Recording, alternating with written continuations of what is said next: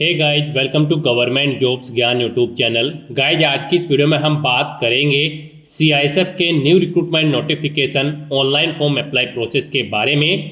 जी हाँ दोस्तों, central industrial security force CISF ने यहाँ पर कांस्टेबल ड्राइवर और कांस्टेबल ड्राइवर कम पंप ऑपरेटर के 1124 खाली पदों को भरने के लिए नोटिफिकेशन रिलीज कर दिया है। कैसे आप इस भर्ती के लिए अपने फॉर्म अप्लाई कर सकते हो बिना कोई मिस्टेक किए हुए, इसकी पूरी जानकारी हम आपको स्टेप बाय स्टेप रजिस्ट्रेशन से लेकर प्रिंट तक इस वीडियो में देंगे। बस आपको इस वीडियो को स्किप किए बिना शुरू से लेकर एंड तक देखना है। उसके बाद वीडियो पसंद आए तो इसे लाइक और शेयर कर दें। चैनल पर नए हो तो इसे सब्सक्राइब कर लें। साथ ही साथ यहाँ पर आपको फॉर्म अप्लाई करते हुए जो भी प्रॉब्लम फेस हो रही है उन सभी का हल इस वीडियो में मिल जाएगा। और हम आपको ये भी बताएंगे कि कौन सी वो कॉमन मिस्टेक है जिसे करने से आपके एप्लीकेशन फॉर्म रिजेक्ट हो सकते हैं। आपको उस मिस्टेक को अवॉइड करते हुए अपने फॉर्म अप्लाई करने हैं। तो बिना कोई वक्त गंवाए चलिए शुरू करते हैं। आपको इस वीडियो के डिस्क्रिप्शन बॉक्स में हमारी वेबसाइट IND-sarkari-naukri.in के इस पेज का लिंक मिल जाएगा। यहाँ पर आपको इस भर्ती के रिगार्डिंग सभी डिटेल्स प्रोवाइड करा दी गई है। सीआईएसएफ में कांस्टेबल ड्राइवर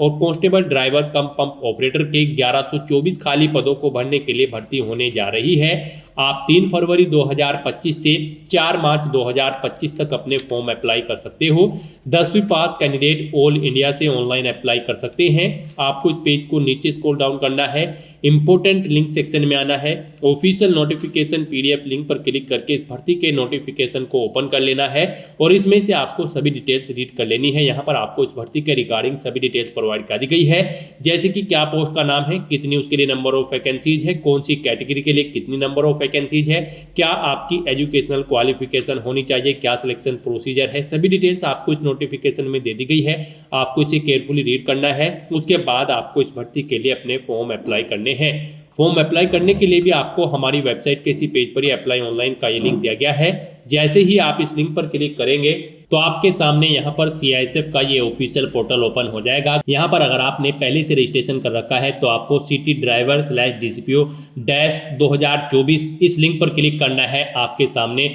लॉगिन का इंटरफेस ओपन होगा। आपको अपना रजिस्ट्रेशन नंबर एंटर करना है, पासवर्ड एंटर करना है, ये कैप्चा कोड यहाँ पर एंटर करना है और सबमिट की स्टेप पर क्लिक करके अपने डैशबोर्ड में लॉगिन करके अपना फॉर्म अप्लाई कर लेना है। और अगर आप यहाँ पर सीआईएसएफ की इस भर्ती के लिए फर्स्ट टाइम अप्लाई करने जा रहे हो तो सबसे पहले यहाँ पर आपको अपना रजिस्ट्रेशन करना होगा। उसके लिए आपको न्यू रजिस्ट्रेशन के सेक्शन में आना है और न्यू रजिस्ट्रेशन की स्टेप पर क्लिक कर देना है। उसके बाद आपके सामने रजिस्ट्रेशन का फॉर्म ओपन होगा। यहाँ पर आपको सबसे पहले अपना नाम एंटर करना है। उसके बाद आपको अपना नाम वेरीफाई कर लेना है। फिर यहाँ पर आपसे पूछा गया कि क्या आपने कभी अपना नाम चेंज किया है। अगर किया है तो यस ऑप्शन पर सिलेक्ट करें और अपना चेंज नेम यहाँ पर आप एंटर करें। नहीं किया है तो आप नो ऑप्शन पर सिलेक्ट कर दें। उसके बाद यहाँ पर आपको अपने फादर का नाम एंटर करना है और फिर यहाँ पर आपको इस पेज को नीचे स्क्रॉल डाउन करके अपने फादर का नाम एक बार फिर से एंटर करके उसे आपको वेरीफाई कर लेना है। फिर यहाँ पर आपको अपनी मदर का नाम एंटर करना है, उसे भी एक बार दोबारा से एंटर करके वेरीफाई कर लेना है।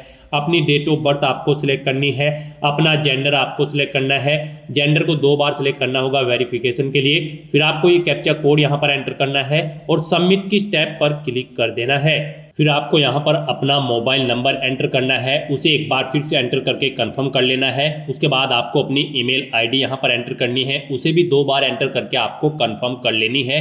फिर यहाँ पर आपको डिक्लेरेशन के सेक्शन में आना है, आई एग्री चेकबॉक्स को ओके करना है। ये कैप्चा कोड यहाँ पर आपको एंटर करना है और फिर आपको एक बार फिर से सबमिट बटन पर क्लिक कर देना है। इस तरह से यहाँ पर आपका रजिस्ट्रेशन सक्सेसफुली कंप्लीट हो जाएगा। एक रजिस्ट्रेशन आईडी और आपका पासवर्ड आपके रजिस्टर्ड मोबाइल नंबर और ईमेल आईडी पर सबमिट कर दिए गए हैं। अब यहाँ पर आपको लॉगिन की स्टेप पर क्लिक करना है और फिर यहाँ पर आपको सिटी ड्राइवर DCPO-2024 के इस लिंक पर क्लिक कर देना है और फिर यहाँ पर आपको अपना रजिस्ट्रेशन नंबर और पासवर्ड एंटर करना है जो आपके रजिस्टर्ड मोबाइल नंबर और ईमेल आईडी पर सबमिट किए गए हैं। उसके बाद आपको ये कैप्चा कोड यहाँ पर एंटर करना है और सबमिट की स्टेप पर क्लिक करके अपने डैशबोर्ड में लॉगिन कर लेना है। फिर आपके सामने यहाँ पर आपके डैशबोर्ड में आपको CT ड्राइवर /DCPO 2024 के सामने क्लिक है टू अप्लाई, इस टैब पर क्लिक कर देना है। उसके बाद आपको जनरल इंस्ट्रक्शंस प्रोवाइड कराए जाएंगे, आपको इन्हें केयरफुली रीड आउट कर लेना है। यहाँ पर आपको आपके फॉर्म अप्लाई करने के रिगार्डिंग सभी जनरल इंस्ट्रक्शंस दे दी गई हैं,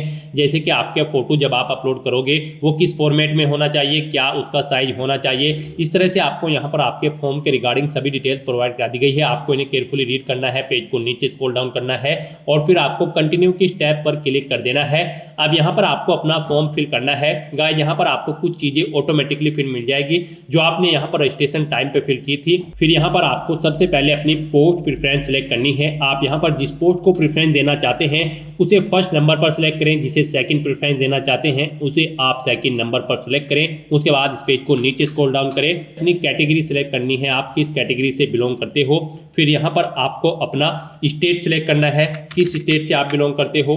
फिर यहाँ पर आपको अपनी एजुकेशनल क्वालिफिकेशन की डिटेल देनी है। यहाँ पर इस भर्ती में पार्टिसिपेट करने के लिए आपका 10वीं क्लास पास आउट होना जरूरी है, किसी वेल रिकॉग्नाइज्ड बोर्ड या फिर स्कूल से, या फिर इसके इक्विवेलेंट आपकी यहाँ पर क्वालिफिकेशन होनी चाहिए। और अगर आपने यहाँ पर 12th क्लास सिविल में पास आउट की है तो फिर यहाँ पर आपको आर्मी एजुकेशन की कोई ज़रूरत नहीं है, आप यहाँ पर सिविल ऑप्शन सेलेक्ट करें। और अगर सिविल में नहीं की है तो फिर आप यहाँ पर आर्मी ऑप्शन सेलेक्ट करें और अपनी आप army educational qualification army graduate option select करें। और अगर आपने सिविल में 12वीं क्लास पास आउट की है तो फिर यहाँ पर आप सिविल ऑप्शन सेलेक्ट करें। सिविल यानी कि अगर आपने लोकल में किसी स्कूल से अपनी 12वीं क्लास पास आउट की है तो यहाँ पर आपको सिविल ऑप्शन सेलेक्ट करना है। और फिर यहाँ पर आपको आपने जो भी हायर क्वालिफिकेशन आपकी 12th या फिर ग्रेजुएशन या फिर पोस्ट ग्रेजुएशन आप ऑप्शन सेलेक्ट करें। उसके बाद यहाँ पर आपको अपना रिलीजन सेलेक्ट करना है।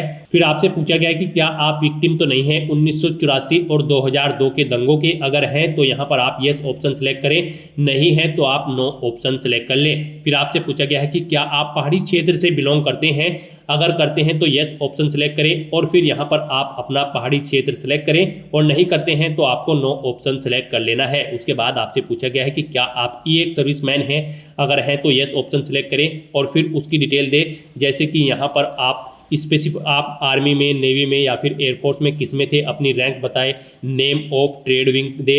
अगर नहीं आप एक सर्विसमैन हैं तो आपको यहाँ पर नो ऑप्शन सेलेक्ट करना है। और फिर आपसे पूछा गया है कि क्या आप CISF पर्सनल कैंडिडेट हैं, अगर हैं तो यस ऑप्शन सेलेक्ट करें और फिर उसकी डिटेल दें, जैसे कि CISF का नंबर, अपनी रैंक या डेजिग्नेशन, अपनी यूनिट का नाम, इस तरह से आपको डिटेल देनी होगी। और अगर आप CI पर्सनल कैंडिडेट नहीं हैं तो यहाँ पर आपको नो ऑप्शन सेलेक्ट करना है। उसके बाद आपसे पूछा गया है कि क्या आप किसी गवर्नमेंट या फिर पब्लिक सेक्टर या फिर किसी एंटोनोनियम बॉडी के अंतर्गत कार्यरत हैं, अगर हैं तो आप यस ऑप्शन सेलेक्ट करें और फिर उसकी डिटेल दें, नहीं है तो आप नो ऑप्शन सेलेक्ट कर लें। उसके बाद यहाँ पर आपसे पूछा गया है कि आपकी बॉडी पर कहीं कोई कट या तिल का निशान है तो 2 पैलेस के नाम आपको देने होंगे, नहीं है तो आपको नो मार्क एंटर कर देना होगा। उसके बाद आपको अपना परमानेंट एड्रेस यहाँ पर एंटर करना है। फिर यहाँ पर आपको अपना कोरोस्पोंडेंस एड्रेस एंटर करना है, और अगर आपका कोरोस्पोंडेंस एड्रेस आपके परमानेंट एड्रेस के अकॉर्डिंग सेम है तो आप इस चेकबॉक्स को ओके करें, same as permanent address. Automatically आपका कोरोस्पोंडेंस एड्रेस आपके परमानेंट एड्रेस के अकॉर्डिंग फिल हो जाएगा। उसके बाद आपको आपका मोबाइल नंबर और ईमेल आईडी ऑटोमेटिकली फिल मिल जाएगी जो आपने रजिस्ट्रेशन टाइम पे फिल किए थे। उसके बाद यहाँ पर आपको अपनी ड्राइविंग लाइसेंस की डिटेल प्रोवाइड करानी है। गाइस यहाँ पर इस भर्ती में पार्टिसिपेट करने के लिए आपका 10वीं क्लास पास आउट होने के साथ साथ ही आपके पास कोई heavy motor vehicle driving licence या फिर ट्रांसपोर्ट व्हीकल ड्राइविंग लाइसेंस और light motor vehicle driving licence और मोटरसाइकिल विद गियर लाइसेंस होना जरूरी है। तो यहाँ पर आपको अपनी लाइसेंस की डिटेल देनी है। यहाँ पर आपको motorcycle with gear licence number enter करना है, कब वो इशू हुआ है वो डेट आपको सिलेक्ट कर लेनी है, नाम आपको आरटीओ का देना है, किस आरटीओ ने आपको वो इशू किया है। फिर आपको light motor vehicle licence number enter करना है, कब वो इशू हुआ है वो डेट आपको सिलेक्ट कर लेनी है, आरटीओ का नाम आपको देना है किसने आपको इशू किया है। फिर आपको हैवी मोटर व्हीकल या फिर transport vehicle licence number enter करना है, कब वो इशू हुआ है वो डेट आपको सिलेक्ट कर लेनी है। फिर आपको किस आरटीओ ने वो इशू किया है उसका नाम आपको एंटर करना है। टाइप ऑफ आईडी कार्ड, यहाँ पर आपको अपना कोई एक आईडी कार्ड सेलेक्ट कर लेना है जो आपके पास है उसका नंबर आपको यहाँ पर देना है। फिर यहाँ पर आपसे पूछा गया है जो आप फोटो यहाँ पर अपलोड करेंगे उस पर आपकी डेट मेंशन होनी जरूरी है, किस डेट को आपका फोटो यहाँ पर खींचा है। तो यहाँ पर आपके फोटो पर वो डेट है या फिर नहीं, आपको यहाँ पर ऑप्शन सेलेक्ट करना है। फिर यहाँ पर आपके कैरेक्टर से रिलेटेड आपसे क्वेश्चन पूछे गए हैं, आपको इन्हें रीड करना है और इनके आंसर आपको यहाँ पर येस या नो में प्रोवाइड कराने हैं। फिर आपसे पूछा गया है कि क्या आपको स्पोर्ट्स में कोई अचीवमेंट है, अगर है तो आप उसकी डिटेल दें, जैसे कि लेवल ऑफ गेम, किस लेवल का गेम आपने खेला है, नेशनल या फिर इंटरनेशनल। टूर्नामेंट का नाम दें, टूर्नामेंट कहां पर हुआ था उस पैलेस का नाम एंटर करें। पीरियड ऑफ गेम्स, कब से कब तक आपके गेम चले थे वो डेट आप यहां पर दें। अवार्ड की डिटेल प्रोवाइड कराएं और फिर यहां पर आप ऐड अचीवमेंट ऑप्शन पर क्लिक करें, आपके यहां पर स्पोर्ट अचीवमेंट ऐड हो जाएगी। फिर आपको इस पेज को नीचे स्क्रॉल डाउन करना है, इस चेकबॉक्स को ओके करना है और फिर आपको सेव एंड प्रीव्यू ऑप्शन पर क्लिक कर देना है। उसके बाद आपको आपके एप्लीकेशन फॉर्म का पूरा प्रीव्यू शो कर दिया जाएगा। आपको सभी डिटेल्स केयरफुली चेकआउट करनी है, पेज को नीचे स्क्रॉल डाउन करना है। कहीं पर कोई मिस्टेक है तो आप एडिट एप्लीकेशन ऑप्शन पर क्लिक करके एडिट कर सकते हो, नहीं तो आपको चेकबॉक्स को ओके करना है और फिर आपको फाइनल सबमिशन इस टैब पर क्लिक कर देना है।